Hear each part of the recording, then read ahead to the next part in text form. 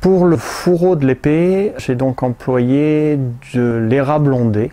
Donc je suis parti d'une planche complète que j'ai coupée en deux dans le sens de l'épaisseur pour le fourreau, mais surtout j'ai coupé une extrémité de la planche qui sert en fait à faire la poignée de l'épée. Et donc ça permet d'avoir une continuité de motif quand l'épée est dans le fourreau, la poignée étant vraiment la continuité du fourreau qui enveloppe la lame, quoi. Lorsque j'ai les deux planches du fourreau, je viens poser la lame sur la planche et pour reporter la forme de la lame. Et ensuite celle-ci sera découpée avec une marge tout autour d'environ 1 cm pour faire les deux bords qui seront collés ensemble. Sinon c'était super sympa, ça s'est vachement bien passé.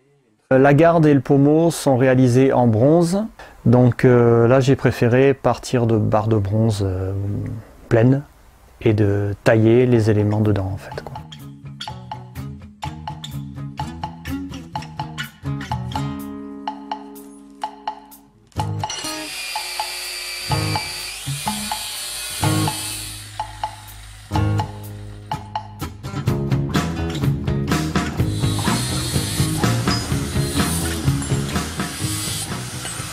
Donc dans un premier temps la garde, qui est une garde droite pour ce type d'épée.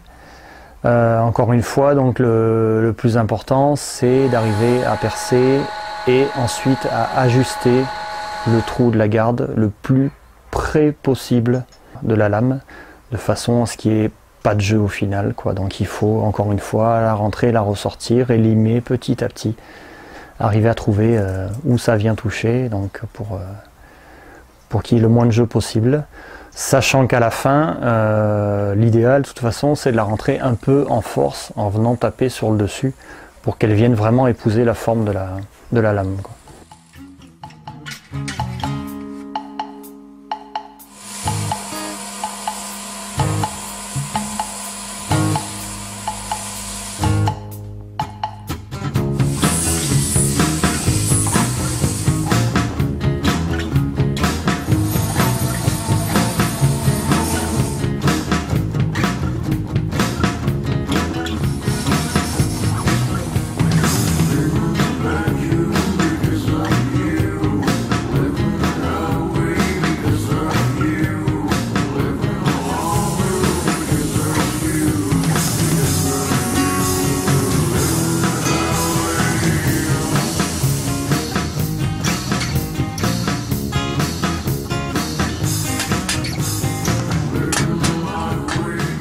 Ce que j'appelle poignée, c'est tout l'ensemble, c'est-à-dire la garde, la poignée en bois proprement dite et le pommeau qui vient par-dessus la poignée en bois, mais le pommeau est en deux parties. Ça c'est un montage typique de ce type d'épée. Il y a la partie basse du pommeau sur laquelle on vient mater la soie de la lame et la partie haute du pommeau qui vient par-dessus la partie basse et qui est rivetée sur la partie basse.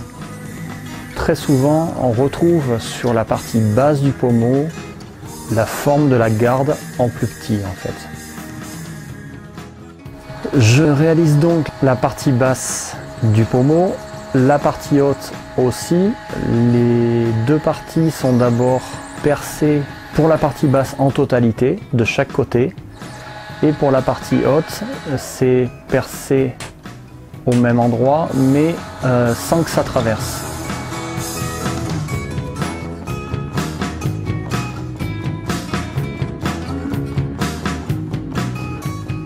Donc la poignée en bois est, comme je l'ai dit, dans le même bois que le fourreau, en érable ondé.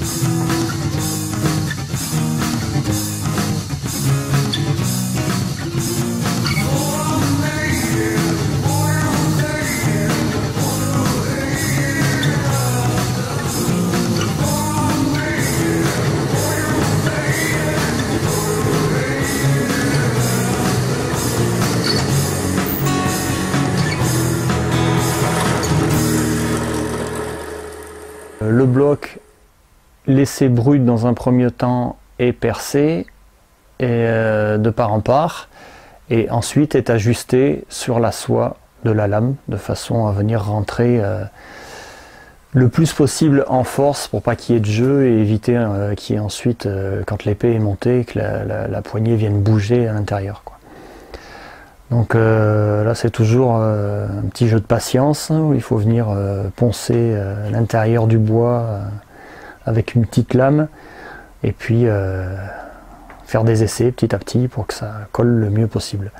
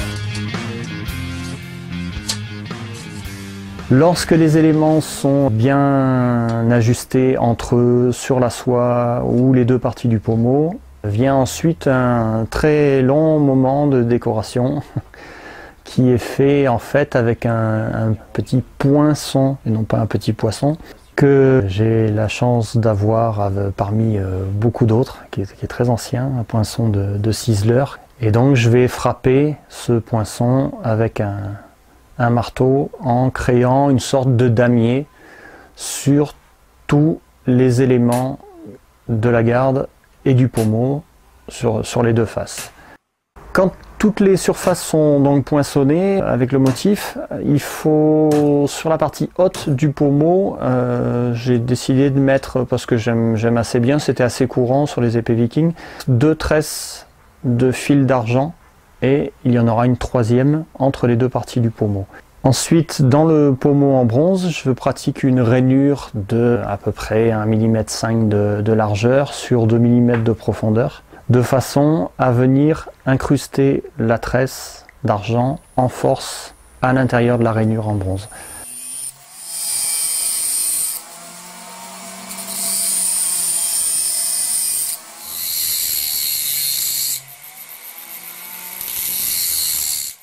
Lorsque les 2 éléments, la garde et le pommeau, ou même les 3 éléments, la garde, les 2 parties du pommeau sont poncées, polies, poinçonnées, avant de faire le montage, il faut faire les patines parce que ça ne sera pas possible de les faire une fois montées avec le bois, etc. parce que la patine est apposée à chaud. Donc là, on risquerait d'abîmer le reste. Donc c'est du bronze avec du nitrate de fer et appliqué à chaud au chalumeau.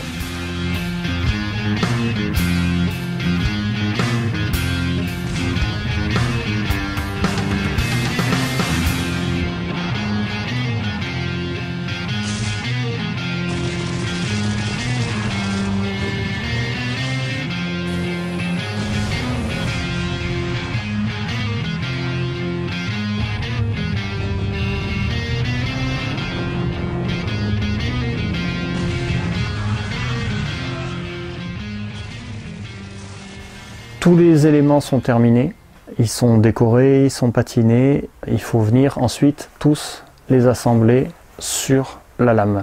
Donc en premier la garde, ensuite la poignée en bois, par-dessus la poignée en bois, dans un premier temps la partie basse du pommeau et la soie de l'épée est coupée à un petit peu plus d'1 mm au-dessus de la partie basse du pommeau. Et ensuite la soie est matée de façon à venir s'incruster par-dessus cette partie basse et à prendre en sandwich ces 3 éléments-là pour qu'il n'y ait rien qui bouge.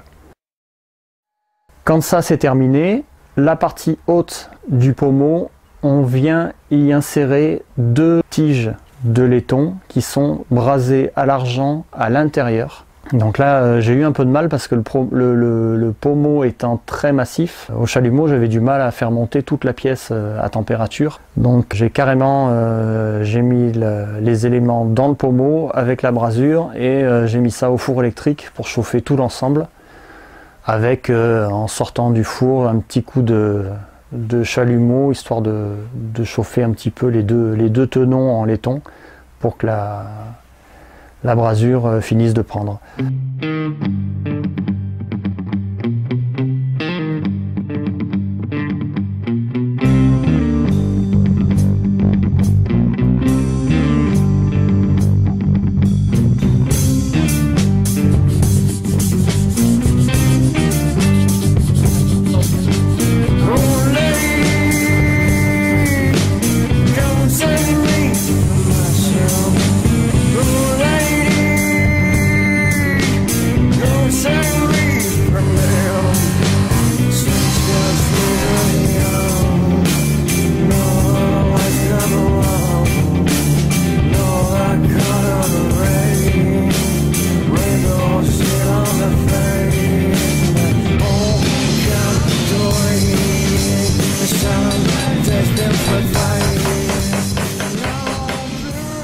Les extrémités de la tresse passent sous la partie du pommeau du haut et seront donc ensuite cachés entre les deux parties du pommeau. Là, la rainure est un peu plus profonde sous la partie basse et les tresses sont vraiment rentrées en force à l'intérieur pour ne pas pouvoir ressortir par la suite.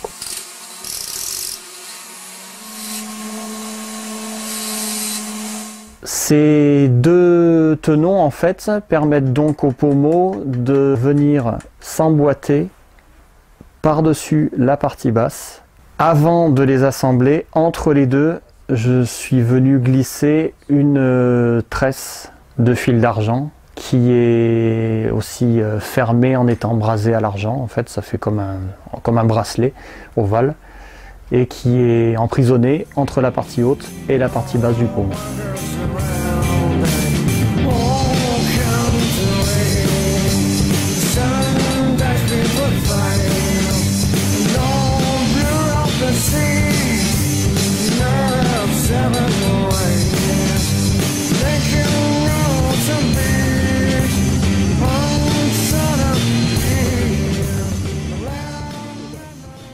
Les tenons traversent la partie basse du pommeau.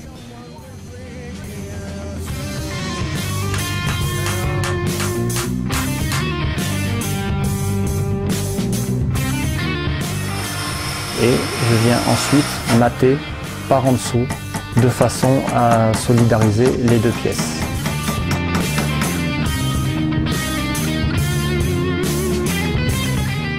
Donc là, tous les éléments sont assemblés, l'épée est terminée.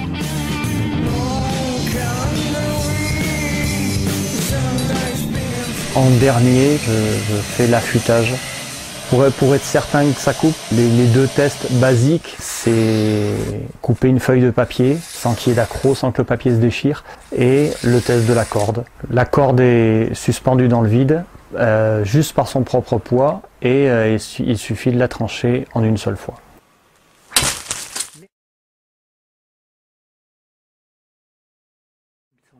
L'intérieur du fourreau est ensuite creusé de façon à faire le logement de la lame avec une toupie à bois. L'avantage de la toupie, c'est que ça tourne très très vite et donc on fait quelque chose de vraiment propre et à l'aide d'un gabarit en bois, ça permet aussi d'avoir partout vraiment la même profondeur.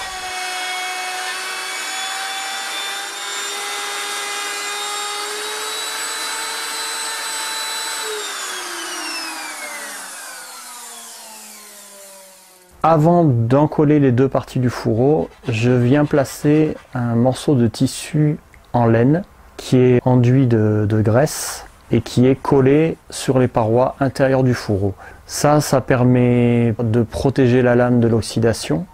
Donc là, les deux parties du fourreau sont terminées. Il faut donc ensuite les coller ensemble. Les deux parties sont assemblées et pressées avec une grande quantité de serre-joints, laissées en colle 24 heures, même si on recommande moins. Le fourreau est collé, mais par contre sa forme est assez carrée, brute de décoffrage, c'est le cas de le dire. Donc là, après, au backstand, dans un premier temps, je lui donne sa forme finale, c'est-à-dire que je vais ovaliser toute la forme du fourreau, retirer un maximum d'épaisseur, même si je pense que les fourreaux d'époque, on en a retrouvé, mais pas beaucoup, mais on en a quelques-uns, étaient plus fins que ça encore, mais moi j'ai pas osé descendre plus, donc j'ai gardé, il y a à peu près 4 mm de bois. Ça fait toujours bizarre de garder aussi peu de matière, on a l'impression que ça va être fragile, mais c'est vrai que ça reste quand même très solide. Donc là, je donne la forme générale et ensuite le reste, tout le ponçage est fait à la main pour avoir toujours, un peu comme la lame en fait, une forme plus fluide. Le polissage est moins fin que pour l'acier, mais je suis quand même descendu jusqu'au 400.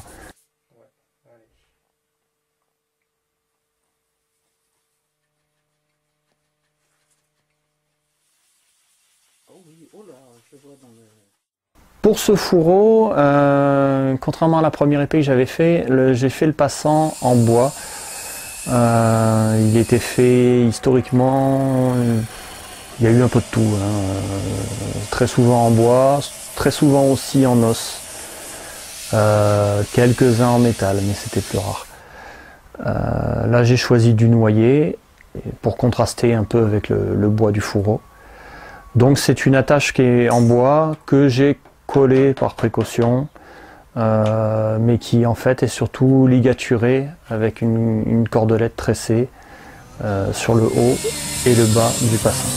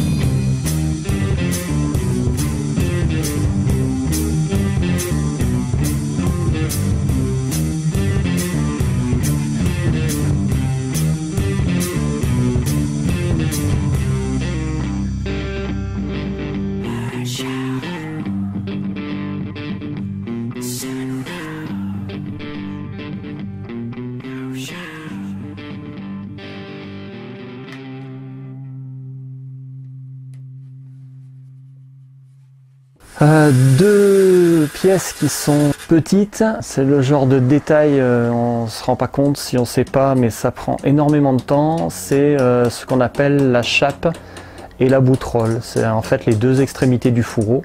Pour la boutrolle en bas, je l'ai faite avec deux feuilles de bronze que j'ai découpées. Et ensuite, il a fallu les marteler de façon à ce que ça vienne prendre la forme de l'extrémité du fourreau. Ces deux demi-coques sont brasées ensemble à l'argent. Donc ça c'est aussi quelque chose que je fais pas très souvent, surtout sur des grosses pièces comme ça. Donc, un petit peu délicat, ça s'est bien passé.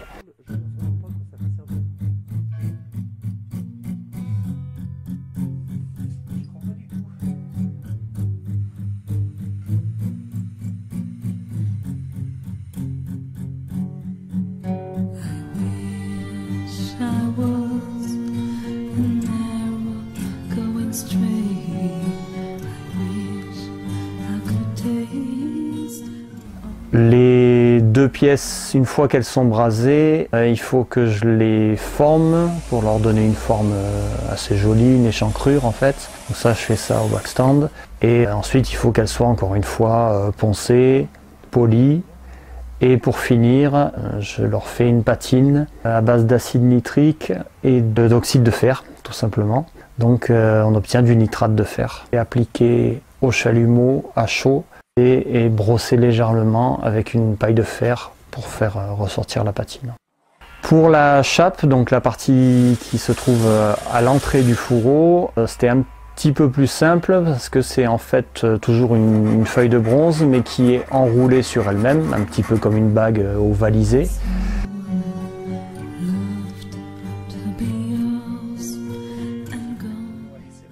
Il y a une deuxième pièce de bronze plate qui elle fera l'entrée du fourreau.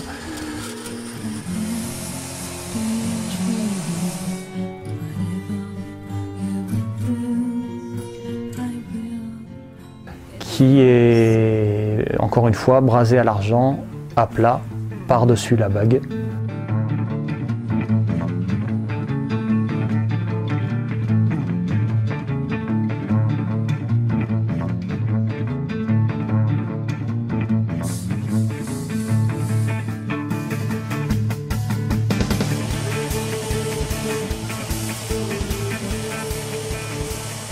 Et ensuite, la partie plate, je la découpe pour faire la forme de la lame en fait qui vient rentrer dans le four.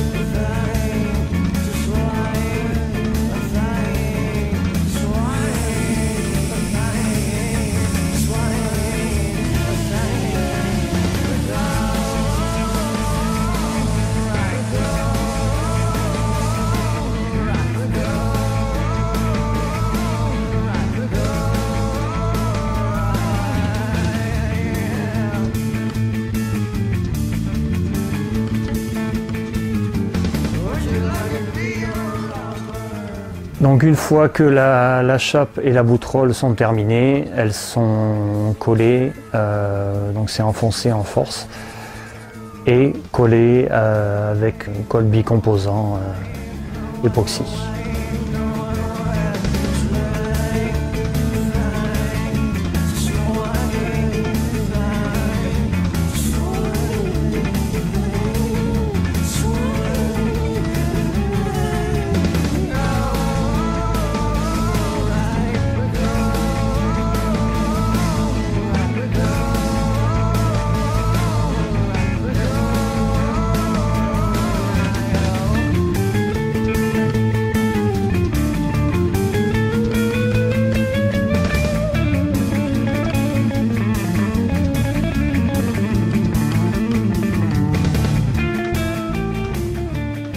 Cette réalisation donc, m'a demandé pas mal de travail. J'avoue que je suis très content d'y être arrivé, même si ça s'est passé qu'au deuxième essai.